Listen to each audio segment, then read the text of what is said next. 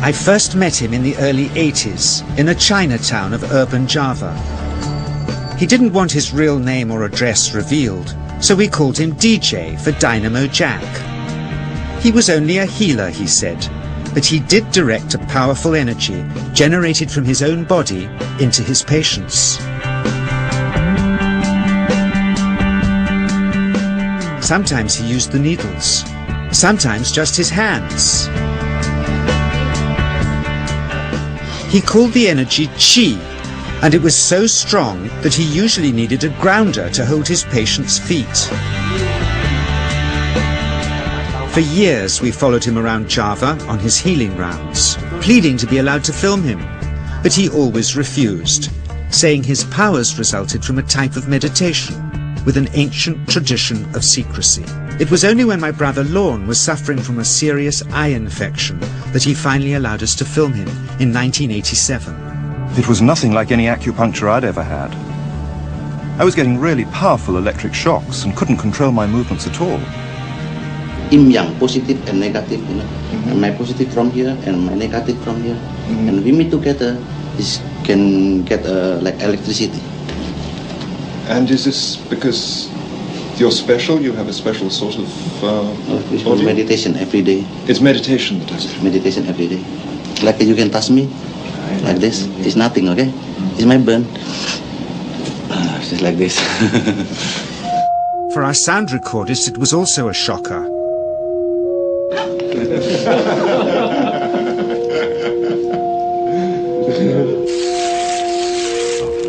He then took our newspaper outside and showed us how Qi can also be used to set things on fire.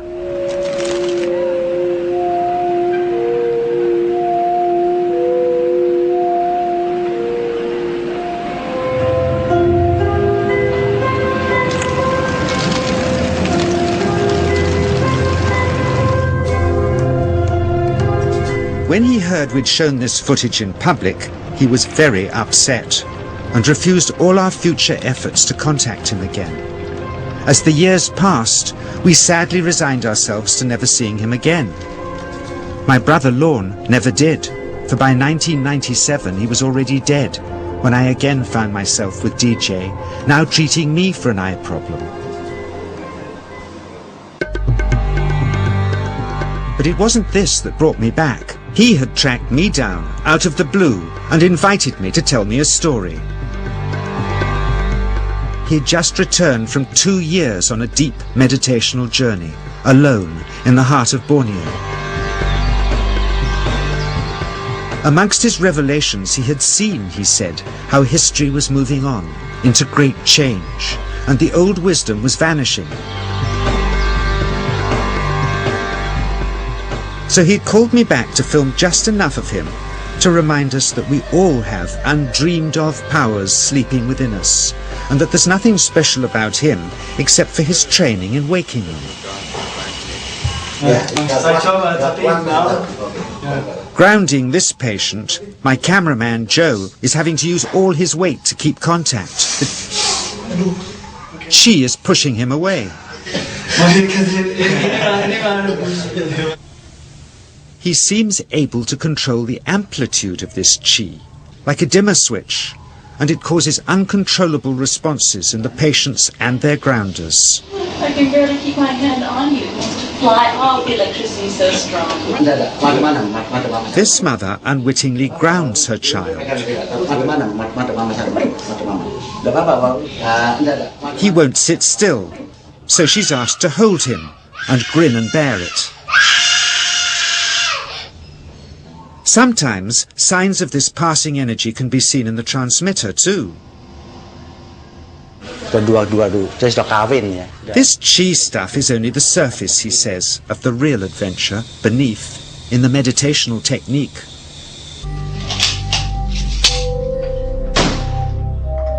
Projecting Qi from the palm of the hand can also be used to resist rifle pellets, he says.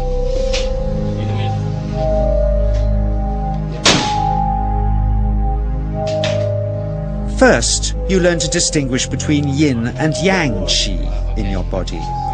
Then how to pool it in your navel chakra. Then how to project it, he says. And it's the proportionate mixture between yin and yang which accounts for different effects, like pulling or pushing objects or igniting them. Then he gets really strange. He says that mastering yin qi is the key to the spirit world.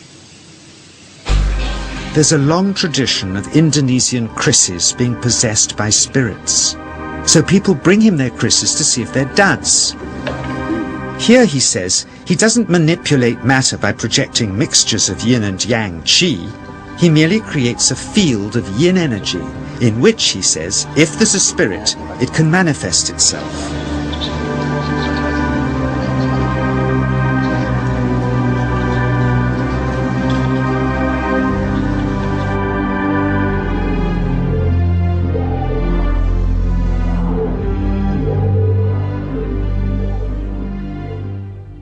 So I invited a small group of scientists back from the United States with measuring equipment to test if DJ was for real. And if so, where might this energy belong on the electromagnetic spectrum? Catherine Cook, CEO of the Mind Science Foundation in Texas. Dr. Roger Nilsson, a Swedish medic and international racing sailor. Dr. Greg Simpson, a physicist from New York's Albert Einstein University, and Andreas Polak, one of DJ's Australian students. The visitors are confident they'll uncover him as a fraud in no time. Greg is the first guinea pig, and he's uncomfortable about showing that he can feel anything at all. Dr. Roger doesn't know what to expect.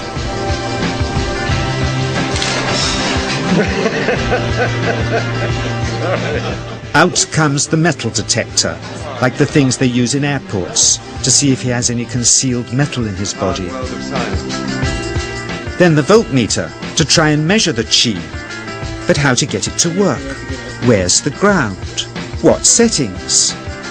DJ suggests that as his negative is his perineum, and his positive is his navel chakra, perhaps that's where the electrode should be attached. He doesn't stand on his dignity. He's eager to help, but still no readings. They're getting shocks off his arm, and now they're on the right settings, but the needle still isn't moving. DJ says it isn't electricity, it's qi. It's 1, 2, up. I feel it in my whole body.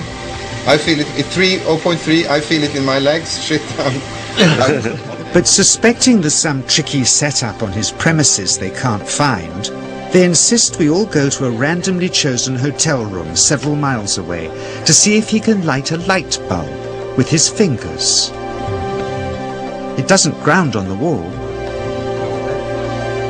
So Greg holds and grounds one wire,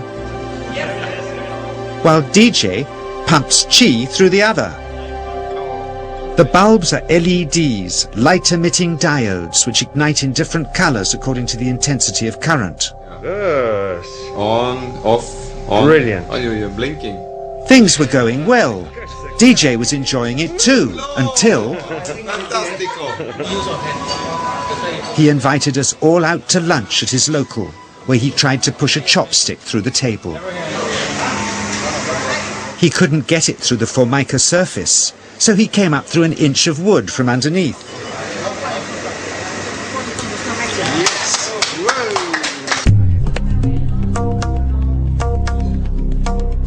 Not only did he draw his own blood, but a chopstick splinter had caught Alison here between the eyes, drawing more.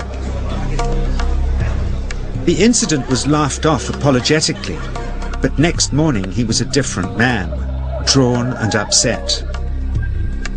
He said he'd been visited all night by his long-dead master, raging that he'd broken the strict taboos of his sect, never to show off in public and never to cause harm or draw blood. He felt deeply chastised. All further testing and filming must end.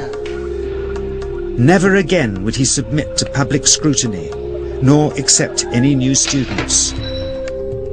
He would sink from sight and continue his healing in obscurity, as he had done since before we met him in the early 80s and had always told us was right.